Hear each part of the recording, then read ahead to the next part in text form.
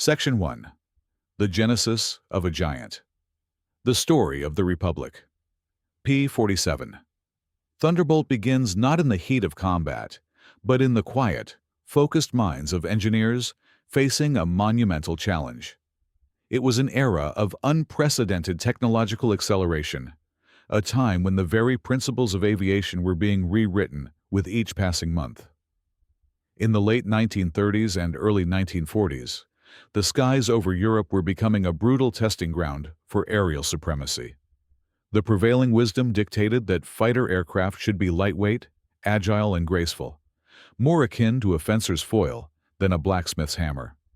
Machines like the British Supermarine Spitfire and the German Messerschmitt Bf 109 were the exemplars of this philosophy, celebrated for their nimble handling and elegant lethality in dogfights. They were designed for air-to-air combat, pure and simple. However, across the Atlantic, a different kind of thinking was taking root, one born from a prescient understanding of the conflict to come. This new philosophy was championed by a brilliant designer, an émigré from Georgia named Alexander Kartveli. As the chief designer for Republic Aviation, Kartveli possessed a vision that ran contrary to the established norms.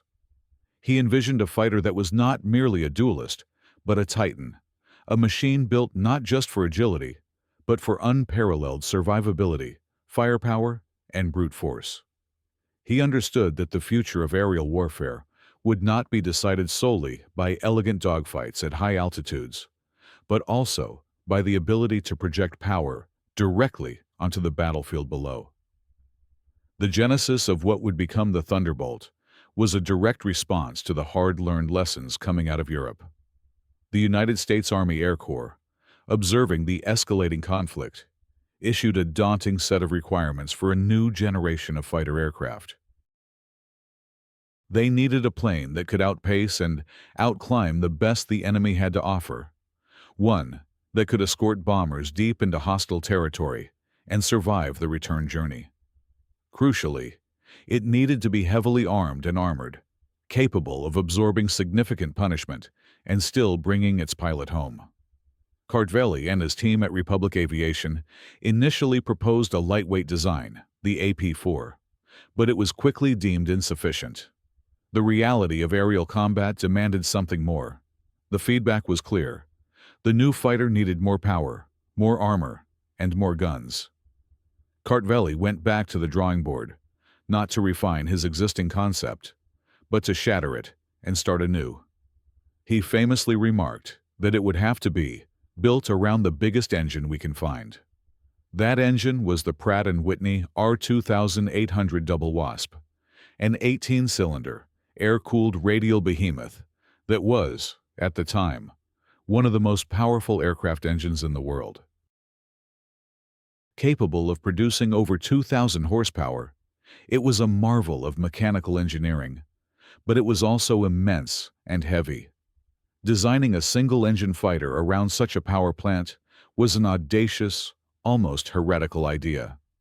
It meant the resulting aircraft would be enormous, far larger and heavier than any single-engine fighter ever conceived. Skeptics abounded. The conventional wisdom screamed that such a plane would be a lumbering giant, an easy target for its more nimble adversaries. Kartveli, however, saw the engine not as a liability, but as the heart of his vision. He understood that its immense power could compensate for the aircraft's size and weight, and he designed a sophisticated turbo supercharger system to maintain that power at high altitudes, where bomber escort missions would take place. This system was a complex network of ducts and intercoolers that snaked through the fuselage, giving the aircraft its distinctive deep-bellied profile. It was this system that would allow the Thunderbolt to breathe in the thin, cold air above 25,000 feet and perform on par with, or even exceed, the capabilities of its opponents. The rest of the aircraft was designed with the same philosophy of ruggedness and power. The airframe was built like a flying fortress in miniature, with extensive armor plating to protect the pilot and critical systems. The cockpit was spacious and, by the standards of the day, Comfortable, a crucial factor for pilots on long, grueling escort missions. And then, there was the armament.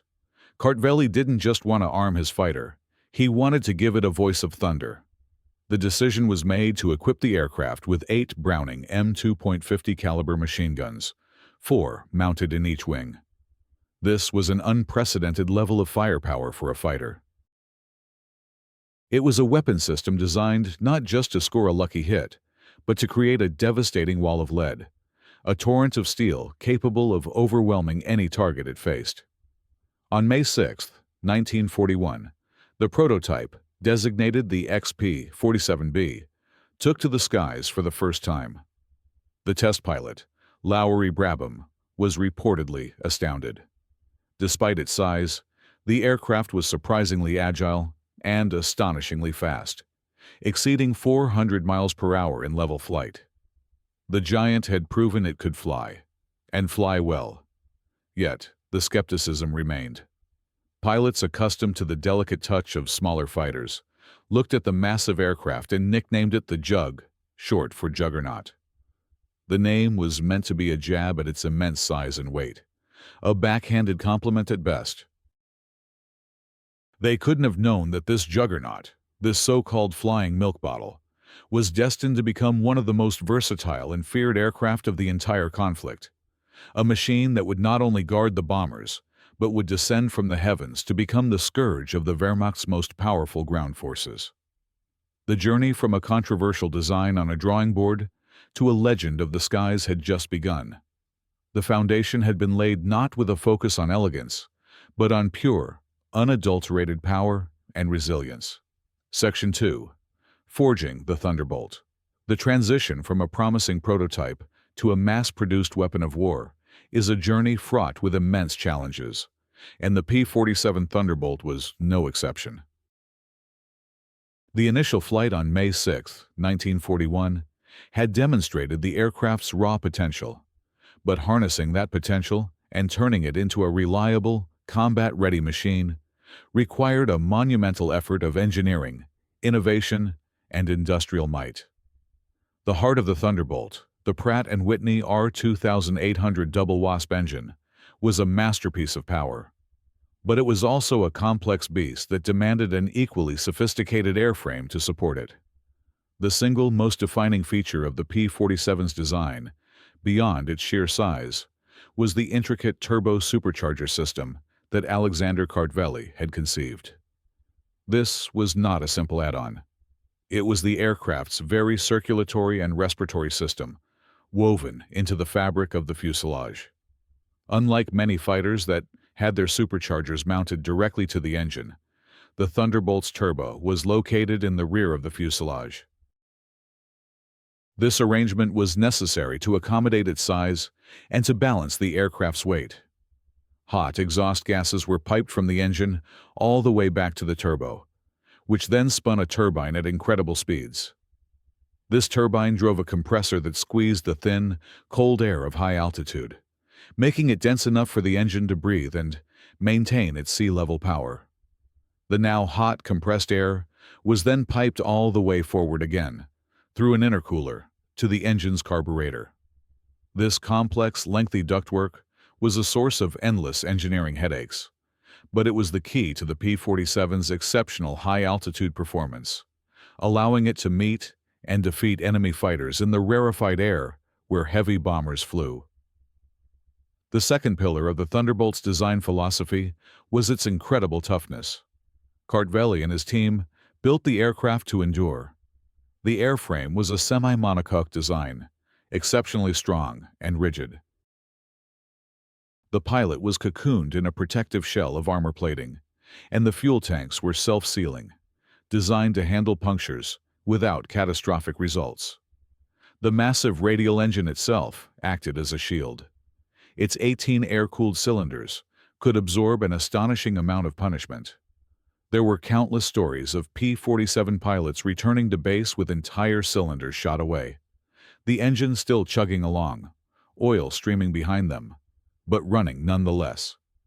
This survivability was a tremendous morale booster for the pilots. They knew that their Jug could take a hit, or many hits, and still give them a fighting chance to get home. This stood in stark contrast to some of the more delicate, liquid-cooled fighters of the era, where a single, well-placed round could sever a coolant line and lead to rapid engine failure. The Thunderbolt was built to last, a testament to an American industrial philosophy that prioritized robustness and reliability. And then, there was the striking power, the element that would ultimately define its legacy. The decision to mount 8.50 caliber Browning M2 machine guns was a game-changer.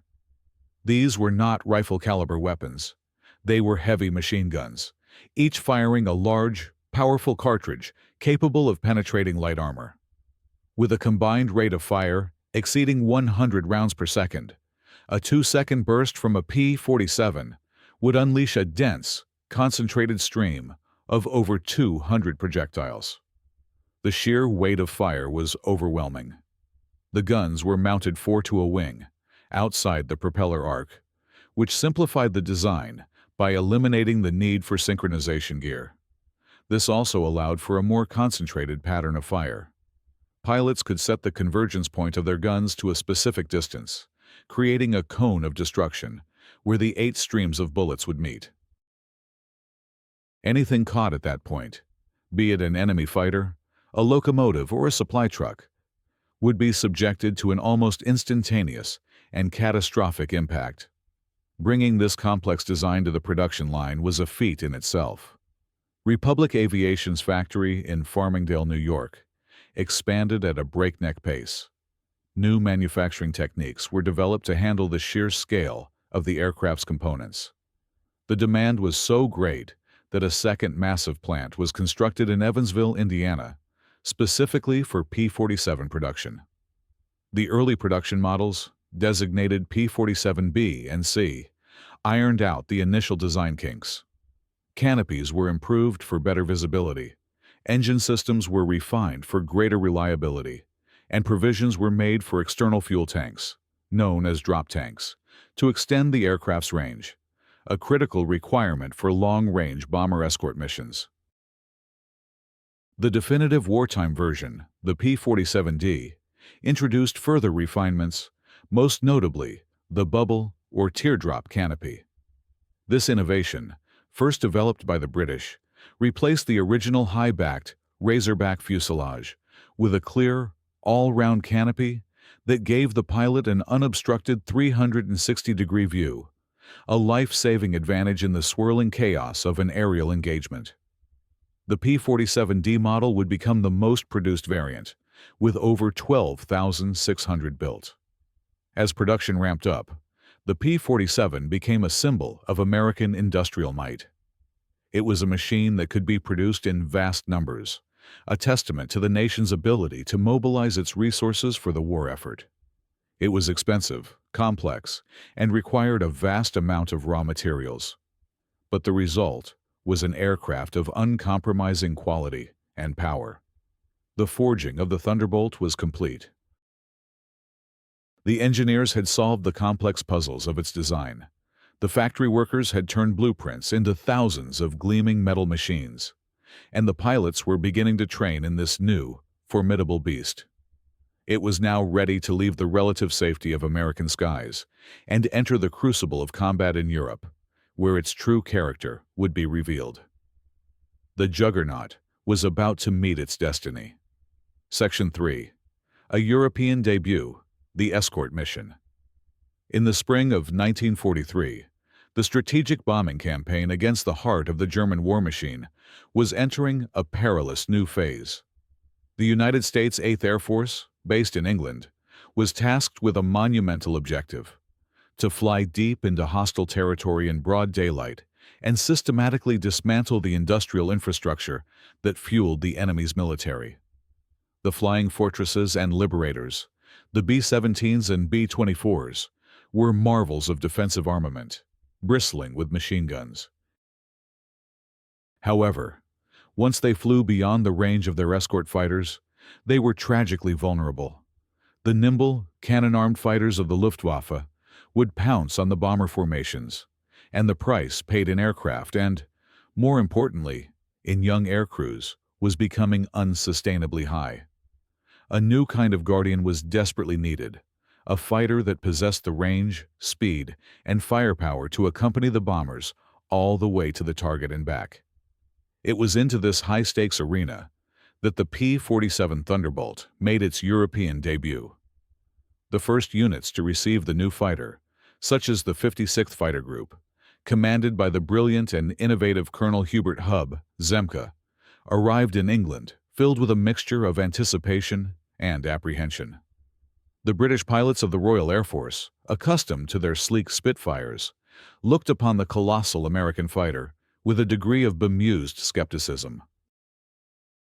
They joked that a P-47 pilot could take evasive action by unbuckling his harness and running around inside the cockpit. The American pilots themselves, while impressed by the aircraft's power and solid feel, were wary of its perceived lack of maneuverability compared to the enemy fighters they expected to face. The Thunderbolt was officially blooded in combat in April of 1943. Its initial role was precisely what it had been designed for: high-altitude escort. The pilots quickly discovered the aircraft's unique strengths and weaknesses. In a traditional, turning dogfight against a Messerschmitt Bf 109 or a Focke-Wulf FW 190, the heavy P-47 was at a disadvantage. It could not turn as tightly, and its initial rate of climb was less impressive. However, the American pilots, under the tactical guidance of leaders like Zemke, soon learned to fight to the Thunderbolt's strengths. They developed and perfected what became known as dive and zoom tactics. Thanks to its immense weight and clean aerodynamic profile, the P-47 could dive at astonishing speeds, easily exceeding 500 miles per hour. A Thunderbolt pilot who found himself in a disadvantageous position could simply nose over into a dive, and no Axis fighter could follow without risking structural failure. Once clear, the pilot could use the tremendous kinetic energy built up in the dive to zoom back up to altitude, repositioning for another attack. This turned the tables on the enemy. The German pilots, accustomed to being the masters of the vertical fight, suddenly found themselves facing an opponent that could disengage at will. The P-47 became the king of the dive. This tactical reality was complemented by the aircraft's other two defining features: its firepower and its toughness. A German pilot might be able to outturn a Thunderbolt, but he could not afford to fly in front of one for even a fraction of a second. The concentrated fury of the 8.50 caliber guns was enough to shatter an enemy fighter in a single, devastating burst. Furthermore, the P-47's legendary ruggedness meant that American pilots could press their attacks with greater confidence. They knew their aircraft could absorb stray cannon shells and machine gun fire that would have been fatal to a less durable machine. The 56th Fighter Group, which earned the formidable nickname Zemke's Wolfpack, became the premier P-47 unit in Europe. Zemke drilled his pilots relentlessly, developing group tactics that maximized the fighter's advantages. They learned to work as a team, using their superior numbers and the Thunderbolt's diving speed to overwhelm the German defenders. Aces like Francis Gaby Gabreski and Robert S. Johnson began to build their impressive tallies, proving that the Jug was more than a match for the best the Luftwaffe had to offer. Johnson's story, in particular, became legendary. On one mission, his P-47 was riddled with more than 20 cannon shells, yet he managed to fly the crippled aircraft back to England, a testament to both his skill and the sheer tenacity of his machine. The introduction of drop tanks steadily increased the Thunderbolt's combat radius, allowing it to escort the bombers deeper and deeper into Germany.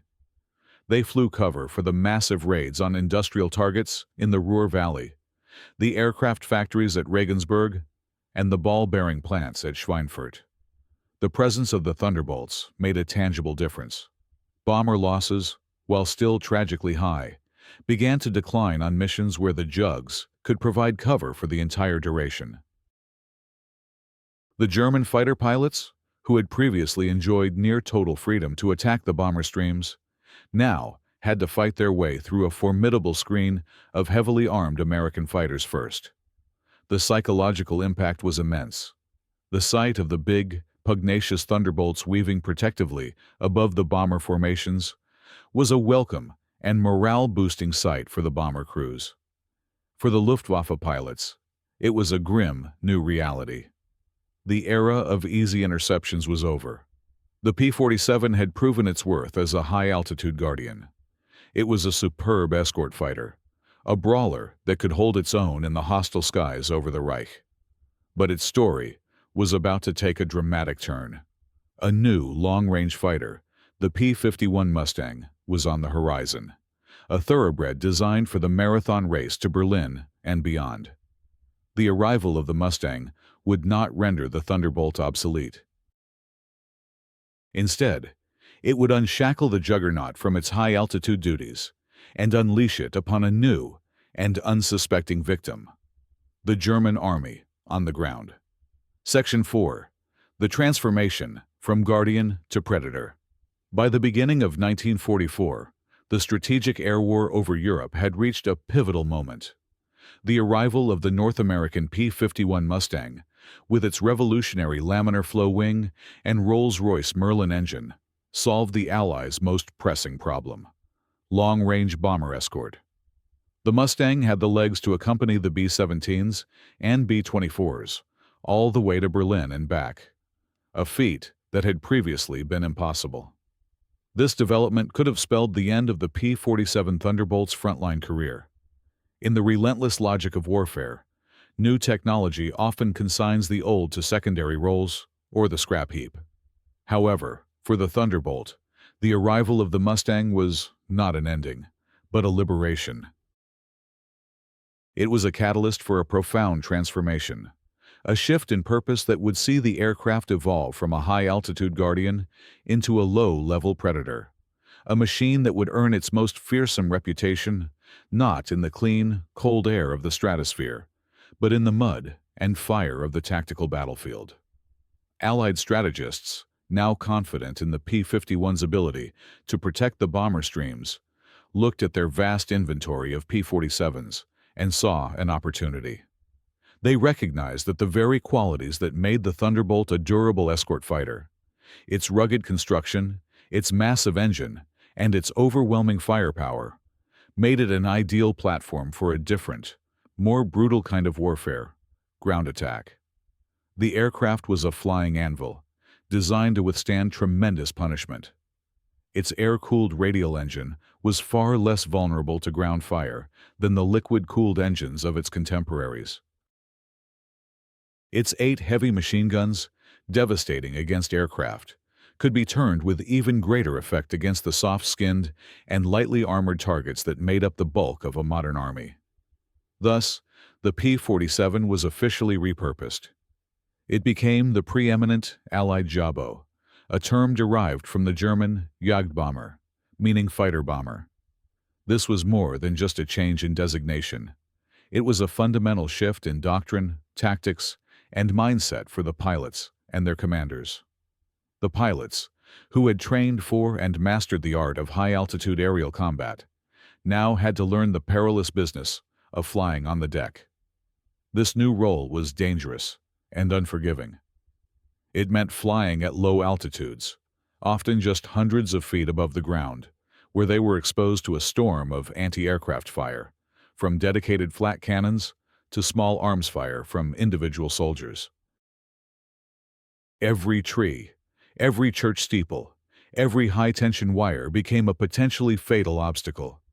The psychological toll was immense. Instead of the abstract, almost sterile combat of the upper atmosphere, they were now face-to-face with the grim reality of the ground war.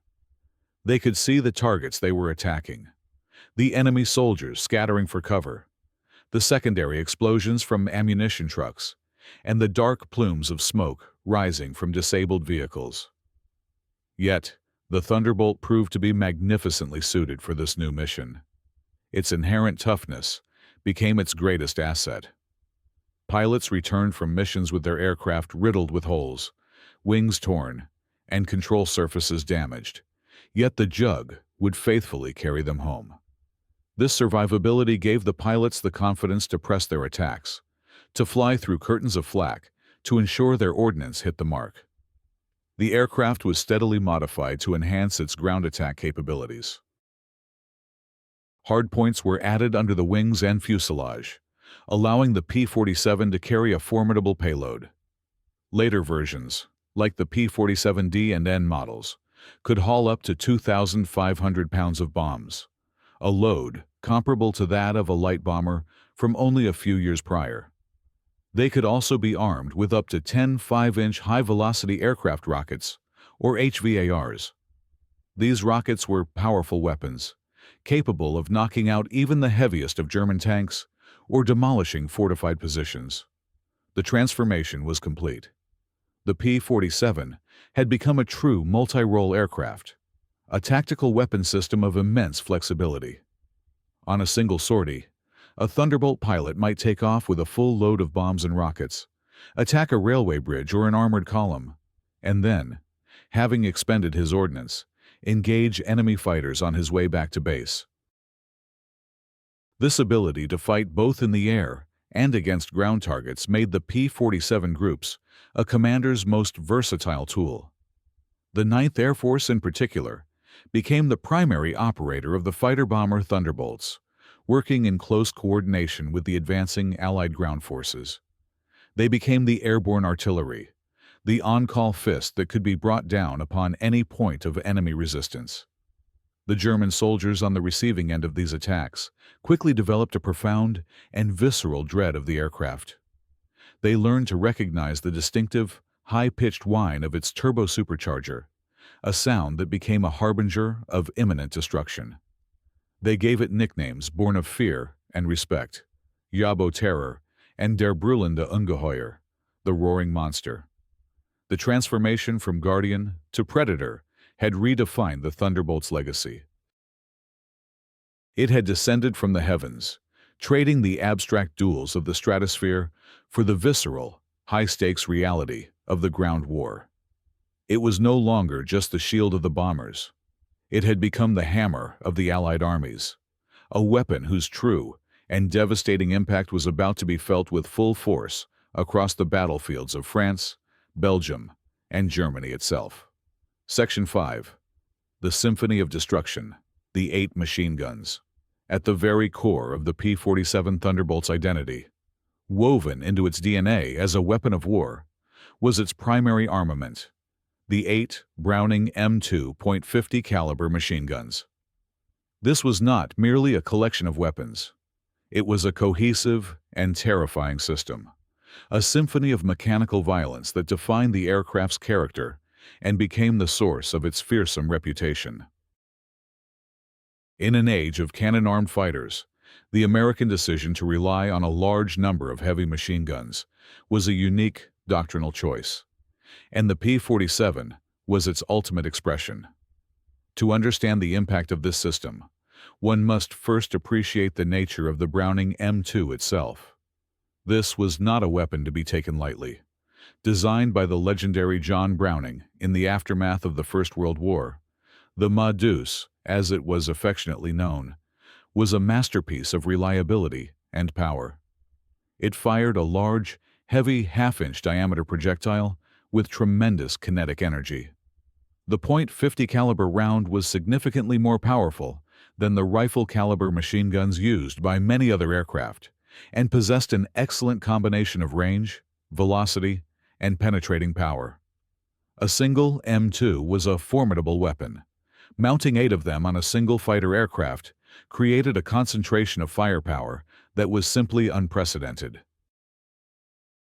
The 4 guns in each wing were fed by ammunition boxes containing, on average, between 300 and 425 rounds per gun, allowing for sustained bursts of fire. With a combined rate of fire of approximately 6,400 rounds per minute, a Thunderbolt pilot could unleash a literal wall of steel. When the pilot pressed the firing button on his control stick, the effect was instantaneous and overwhelming. The aircraft would shudder as all 8 guns roared to life, unleashing a torrent of lead that converged at a preset distance, typically around 250 to 300 yards ahead of the aircraft. This created a zone of destruction so dense that evasion was nearly impossible. For an enemy pilot, being caught in this stream was a catastrophic event. The sheer volume of projectiles would shred control surfaces, shatter canopies, and puncture engines and fuel tanks in a fraction of a second. But it was against ground targets that the true, terrifying potential of this armament was realized. When the P-47 was unleashed in its fighter-bomber role, the 8 M2s became a surgical, yet brutal, tool of destruction. Allied armorers loaded the ammunition belts with a carefully selected mix of round types to maximize their effectiveness. Standard ball ammunition was used for its kinetic impact, but the real workhorses were the specialized rounds. Armor-piercing, AP rounds, featured a hardened steel core designed to punch through light armor plating. Incendiary, I rounds, contained a chemical mixture that would ignite upon impact, perfect for starting fires in fuel tanks and ammunition stores. Most devastating of all was the armor-piercing incendiary tracer, APIT round, which combined all of these effects. The tracer element, burning brightly, allowed the pilot to walk his fire onto the target, creating a visible and terrifying stream of red or white light that lanced out from the aircraft's wings. Against the logistics and support elements of the German panzer divisions, this weapon system was apocalyptic. A column of supply trucks, fuel tankers, or half-tracks, caught on an open road by a strafing Thunderbolt, would be systematically dismantled. The APIT rounds would slice through engine blocks, puncture tires, and, most critically, ignite fuel tanks, turning a convoy into a series of roaring infernos. Locomotives, critical for moving troops and supplies, were another prime target. The hardened AP rounds could penetrate the thick steel of a locomotive's boiler, causing a catastrophic release of high-pressure steam that would instantly disable it. A single strafing pass could paralyze a rail line for hours, if not days. Even lightly armored vehicles, such as armored cars and some models of the Panzer III and Panzer IV tanks, were vulnerable. While the .50 caliber rounds could not penetrate the thick frontal armor of heavier tanks, they were devastatingly effective against the thinner top, side, and rear armor. A skilled Thunderbolt pilot would aim for the rear engine deck of a tank, hoping to start a fire or damage the engine. The sound of a P-47 strafing run became one of the most dreaded noises on the battlefield. It was a multi-layered assault on the senses. First came the distinctive, high-pitched whine of the turbo supercharger, a sound that would cause heads to snap towards the sky in alarm. This was followed by a deep, guttural roar as the pilot pushed the throttle forward for the attack run. Then came the sound of the guns themselves, not the crisp crackle of a single weapon, but a deep, ripping, canvas-tearing roar, like a giant buzzsaw cutting through the air.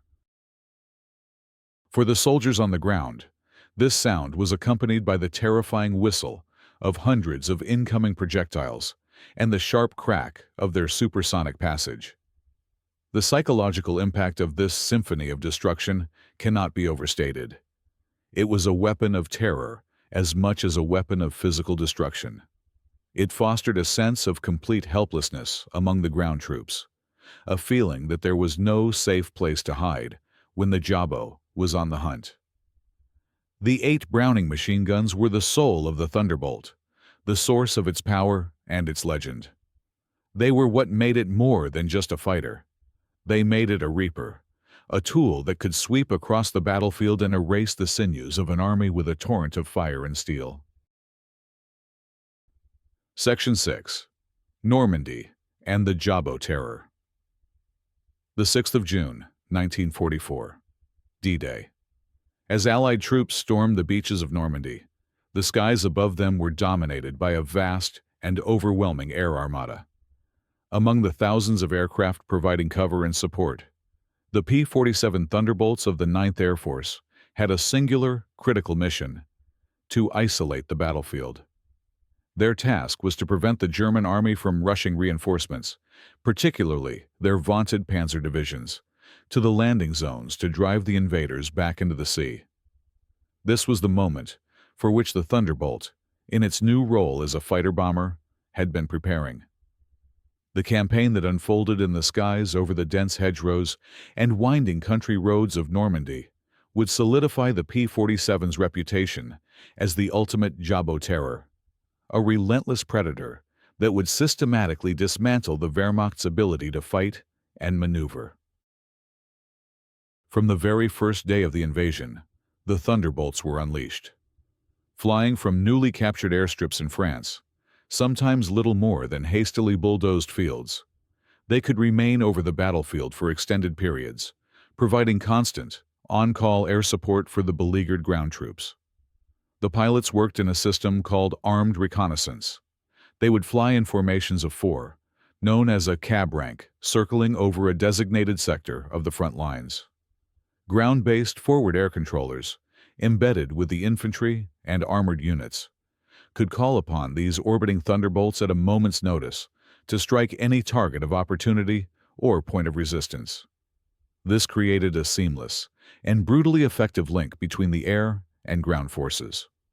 A hidden enemy machine gun nest pinning down an infantry platoon, a troublesome artillery piece, or a group of tanks preparing a counterattack could be neutralized within minutes by a diving P-47. The primary targets, however, were the German panzer divisions. These powerful armored formations were the backbone of the German army's defensive strategy, but they had a critical vulnerability: their reliance on fuel, ammunition, and a complex logistical tail. It was this tail that the Thunderbolts sought to sever. The German commanders quickly discovered that moving their forces during daylight hours was a recipe for disaster. Any column of tanks, trucks, or armored personnel carriers spotted on a road would immediately draw the attention of the prowling Jabo patrols. The attack would be swift and merciless. The lead and rear vehicles of the column would be targeted first, trapping the vehicles in between. Then, the Thunderbolts would make pass after pass, strafing with their 8.50 caliber guns, dropping 500-pound bombs, and firing their high-velocity rockets. The roads of Normandy became a graveyard of twisted and burnt-out German military hardware. The psychological effect on the German soldiers was profound and debilitating. The constant threat from the air induced a state of perpetual anxiety and fear. The distinctive sound of the Thunderbolt's engine became a signal for immediate dispersal. Seasoned veterans of the Eastern Front, men who had faced the harshest conditions imaginable, wrote in their diaries and letters of the unique terror inspired by the American fighter bombers. They felt exposed and powerless.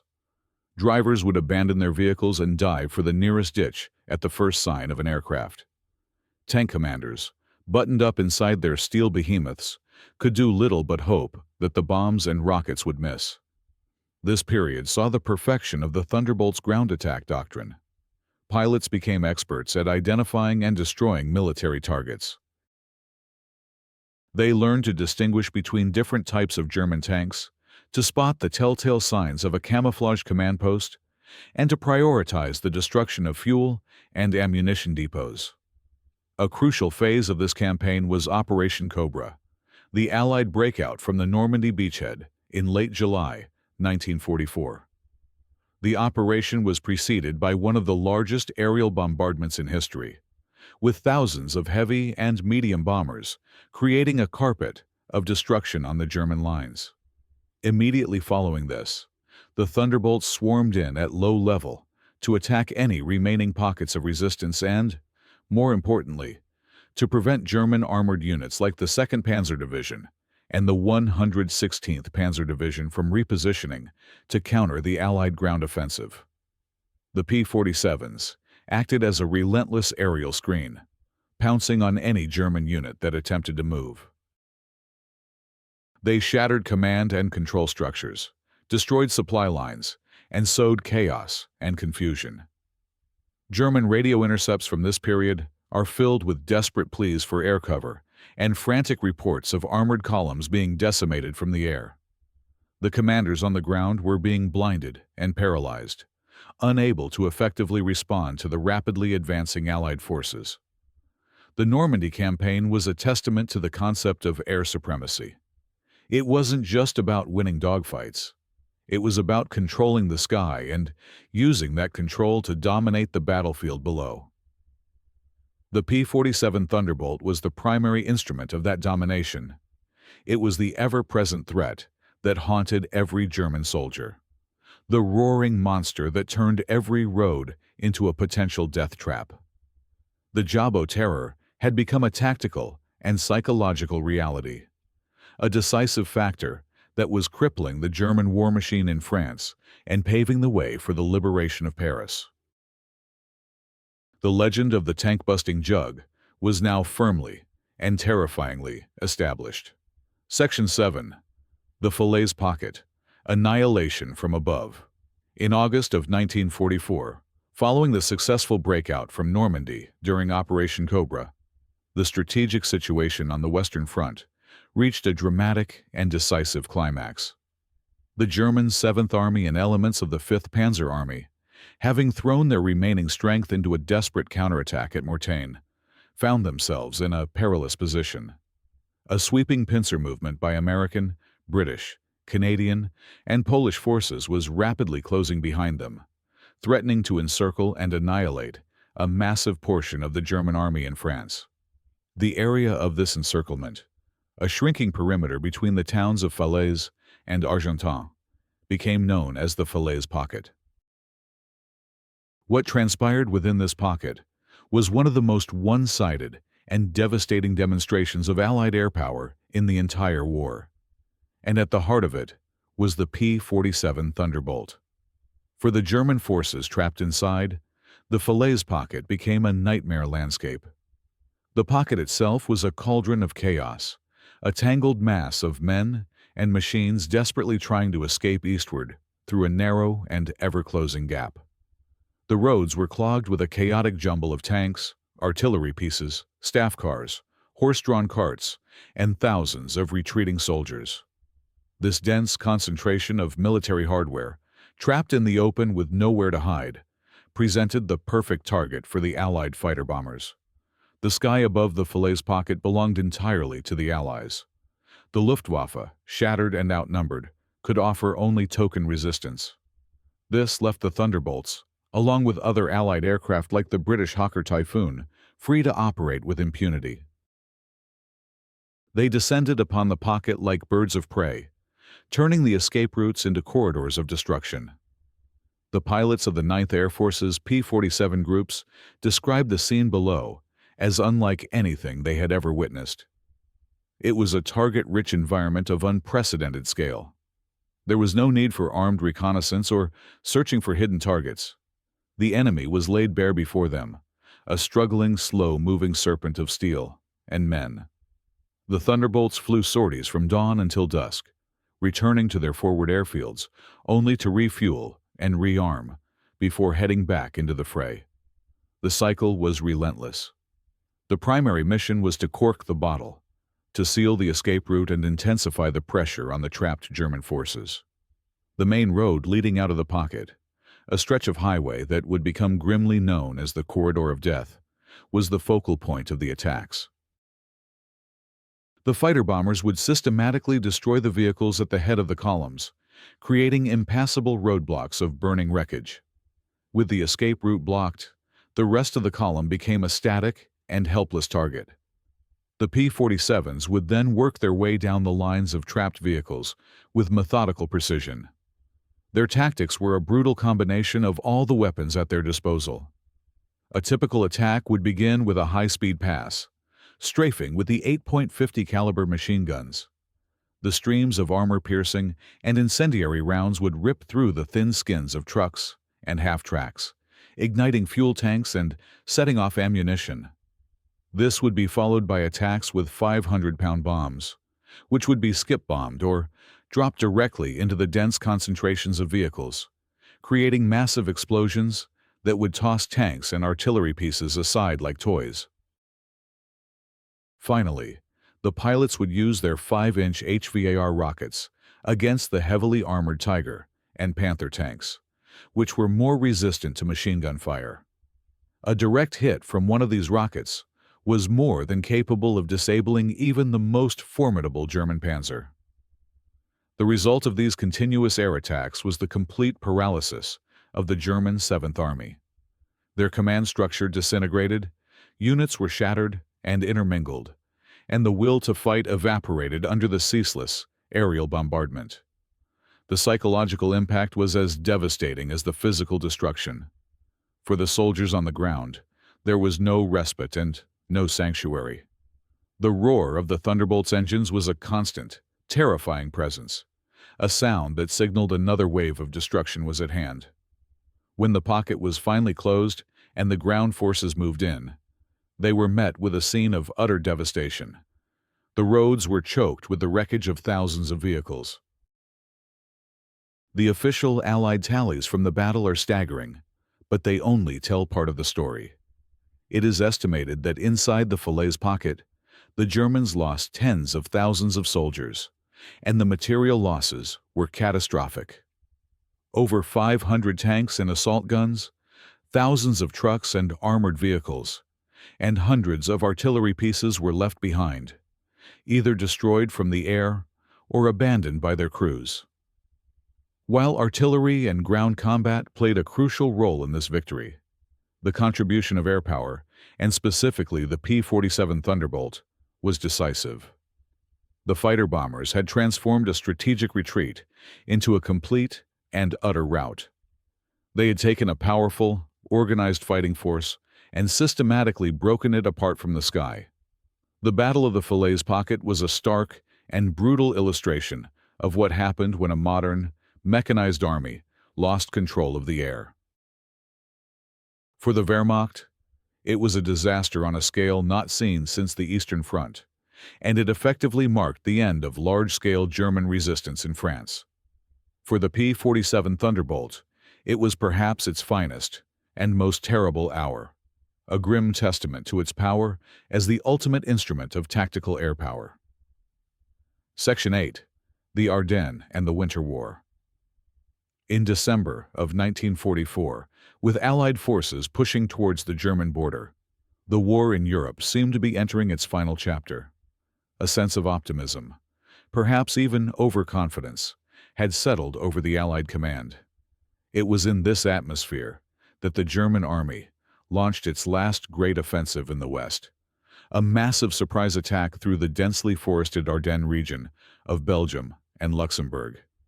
The operation, known as the Battle of the Bulge, caught the Allies completely by surprise. Spearheaded by elite panzer divisions, the German assault tore a huge gap in the American lines, creating the bulge that gave the battle its name. A critical factor in the initial success of the German offensive was something their planners had counted on: the weather. The Ardennes was blanketed by a thick, persistent layer of low clouds, fog, and snow. This abysmal winter weather effectively grounded the Allies' single most powerful weapon, their tactical air force. For the first crucial days of the battle, the P-47 Thunderbolts and other fighter bombers sat on their frozen airfields, their pilots listening with frustration to the desperate radio reports from the front lines. The German armored columns, particularly the powerful Kampfgruppe Piper of the 1st SS Panzer Division, were able to advance with near impunity, shielded from the sky by the dense winter overcast. The American ground troops, outnumbered and often isolated, fought with incredible bravery, holding vital crossroads at towns like St. Vith and Bastogne. But they were facing the full might of the German panzer force without their aerial guardians. The situation was desperate. The German strategy depended on a rapid advance, and as long as the skies remained gray, they had the advantage. Then, on the 23rd of December, a meteorological miracle occurred. A high-pressure system moved in, and the skies over the Ardennes cleared. For the beleaguered American soldiers on the ground, the sight of the clear blue sky was a profound relief. For the German panzer crews, It was a harbinger of doom. The Jabo Terror was back. The moment the weather broke, the P-47s were unleashed with a vengeance. The pilots of the 9th and 19th Tactical Air Commands took to the skies with a singular purpose: to find and destroy the German armored spearheads that were threatening to break through the Allied lines. The snow-covered landscape, which had provided concealment in the fog, now worked against the Germans. The dark shapes of tanks and trucks stood out starkly against the white background, and the tracks they left in the snow created perfect signposts for the hunting Thunderbolts. The pilots, flying in the frigid winter air, found a target-rich environment. The German columns, stretched out along the narrow, winding roads of the Ardennes, were incredibly vulnerable from the air. The Thunderbolts immediately went to work, employing the same ruthless tactics they had perfected in the fields of Normandy. They targeted the lead and rear vehicles to trap the columns, then systematically dismantled them with bombs, rockets, and the strafing fury of their 8 machine guns. The armored spearhead of Kampfgruppe Piper, which had advanced deep into American lines, was a primary target. Having outrun its own supply lines, the column was already low on fuel. The relentless attacks by the P-47s sealed its fate. The fighter bombers destroyed its remaining fuel trucks, knocked out its tanks one by one, and effectively cut it off from the rest of the German army. The once mighty armored force was brought to a standstill and eventually forced to abandon its vehicles and retreat on foot. The P-47's legendary ruggedness was once again put to the test in the harsh winter conditions. The air-cooled R-2800 double wasp engine proved to be exceptionally reliable in the freezing temperatures, less prone to the problems that could plague liquid-cooled engines. The aircraft itself could withstand the intense and accurate anti-aircraft fire that the Germans had deployed to protect their armored columns. The battle for the skies over the Ardennes was a brutal affair. The Luftwaffe, in a final, desperate effort codenamed Operation Bodenplatte, launched a surprise attack on Allied airfields on New Year's Day, 1945. While they succeeded in destroying many aircraft on the ground, the operation was a Pyrrhic victory, costing them hundreds of experienced pilots they could not replace. In the air, the Thunderbolt pilots more than held their own, and the German effort failed to stop the tide of Allied air power. According to the official reports of the 9th Tactical Air Command, for the month of December 1944 alone, P-47s were credited with the destruction or damage of over 1,500 German vehicles. They had become the flying artillery that halted the German advance. Every attack they made relieved the pressure on the exhausted American soldiers fighting on the ground. The Battle of the Bulge was ultimately a decisive Allied victory, but it was won at a great cost. It was a battle defined by the tenacity of the American infantryman and, once the skies cleared, by the overwhelming power of tactical aviation. The P-47 Thunderbolt, operating in the harshest of winter conditions, had once again proven its worth. It had intervened at the most critical moment of the battle, breaking the back of the German offensive and ensuring that the last great gamble of the Third Reich would end in failure. The roaring monster of the skies had mastered the Winter War. Section 9. The Men Behind the Machine. An aircraft, no matter how brilliantly designed or powerfully armed, is ultimately just a machine of metal, wire, and fuel. Its true spirit, its capacity for greatness, is unlocked by the human being in the cockpit. The story of the P-47 Thunderbolt is inseparable from the stories of the thousands of young men who flew it, who wrestled its immense power through the flak-filled skies of Europe, and who transformed a heavy and at times difficult aircraft into a legendary weapon of war. These pilots were a unique breed, a mix of farm boys, city kids, and college students who answered the call to service and found themselves strapped into the most powerful single-engine fighter of their time. Flying the Jug required a particular set of skills. It was not a delicate, fingertip control aircraft like a Spitfire. It was heavy on the controls and demanded physical strength to maneuver aggressively. Pilots joked that their right leg would get a workout from the amount of rudder input needed during a climb. Yet, they developed a deep and abiding affection for their machine, an affection born of trust. They knew the Thunderbolt was a beast, but it was their beast, a loyal and incredibly tough protector that would do everything in its power to bring them home. This trust was personified in the careers of the great Thunderbolt aces, men whose skill and courage became legendary. Among the most celebrated was Francis "Gabby" Gabreski, the son of Polish immigrants, who would become the top-scoring American ace in the European theater of operations.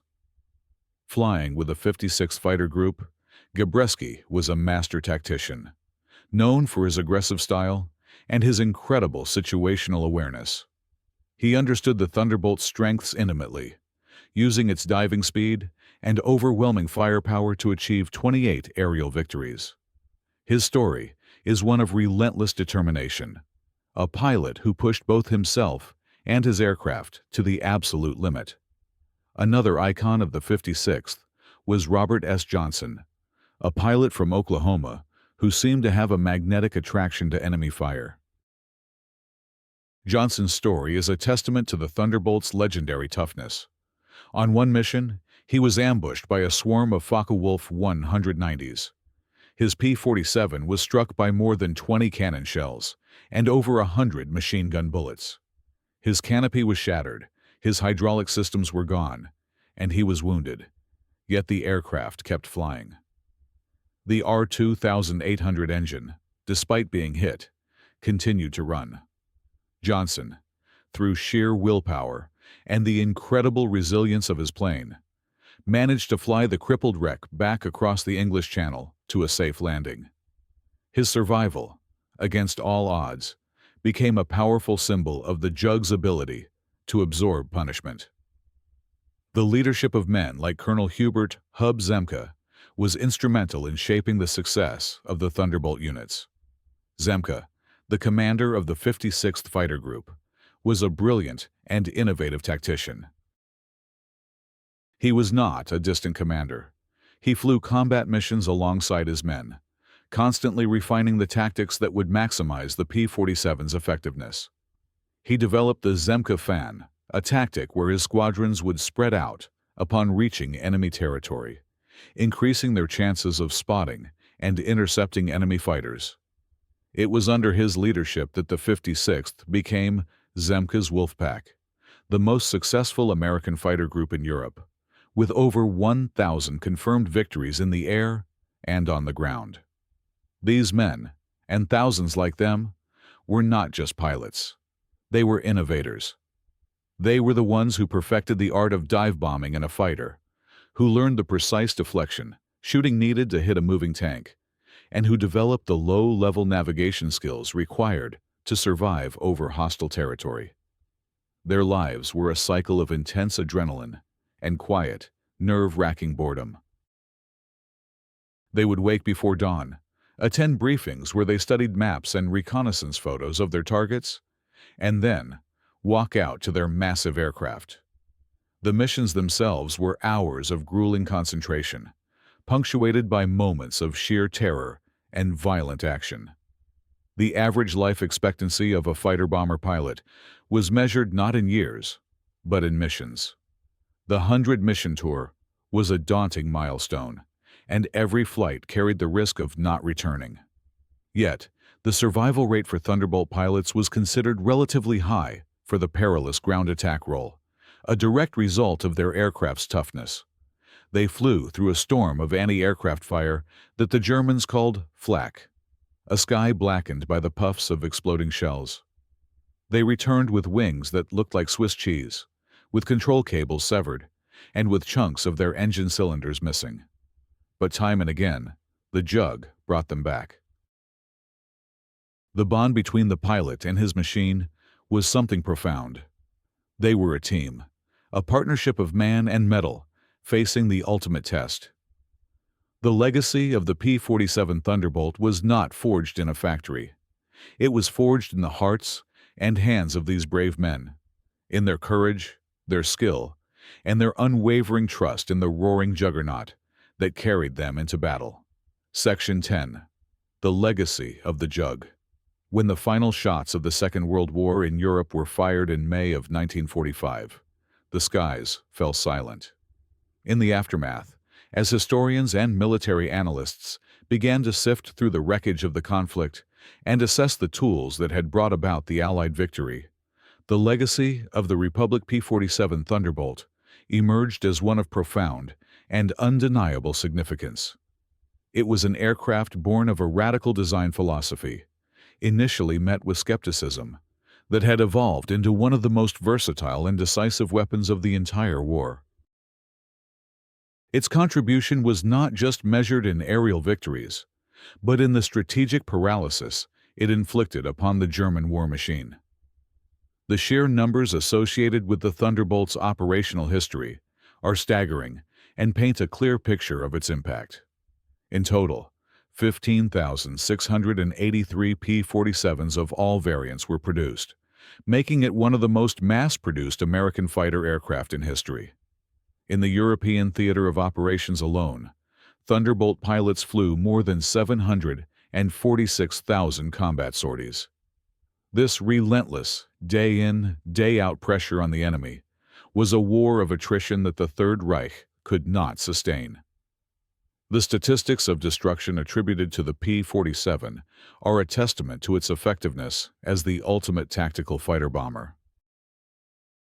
Allied records credit the Thunderbolt with the destruction of over 6,000 armored vehicles and tanks, 9,000 locomotives, 86,000 railway cars, and countless thousands of trucks, artillery pieces, and other vital military assets. It was, in essence, a weapon that systematically dismantled the logistical network of the German army. It severed the arteries and sinews of the Wehrmacht, preventing fuel, ammunition, and reinforcements from reaching the front lines. The panzer divisions, the feared armored fist of the German military, were not defeated by a single weapon, but were bled white by 1,000 cuts, and the P-47 inflicted a disproportionate number of those wounds. The legacy of the Jug is twofold. First, it stands as a monument to a particular American approach to engineering and warfare, one that valued ruggedness, power, and overwhelming force. While other nations produced more elegant and agile fighters, the United States produced the Thunderbolt, a machine built to endure, to hit hard, and to be produced in overwhelming numbers. It was a reflection of the nation's industrial might, a flying embodiment of its ability to outproduce and outmuscle its adversaries. The P-47 was the hammer of the Allies, a blunt and brutal instrument that was swung with devastating effect. Its success validated Alexander Kartvel's vision that a fighter could be more than just a duelist. It could be a versatile weapon system capable of influencing the battle on the ground as much as in the air. Secondly, and perhaps more importantly, the Thunderbolt's legacy is a human one. It is the story of the pilots who mastered its challenging characteristics and turned it into an extension of their will. It is the story of the ground crews who worked tirelessly in the cold and mud of forward airfields in Europe to keep the complex machines flying. The P-47 became a symbol of hope and security. For the Allied bomber crews, its presence high above was a comforting shield.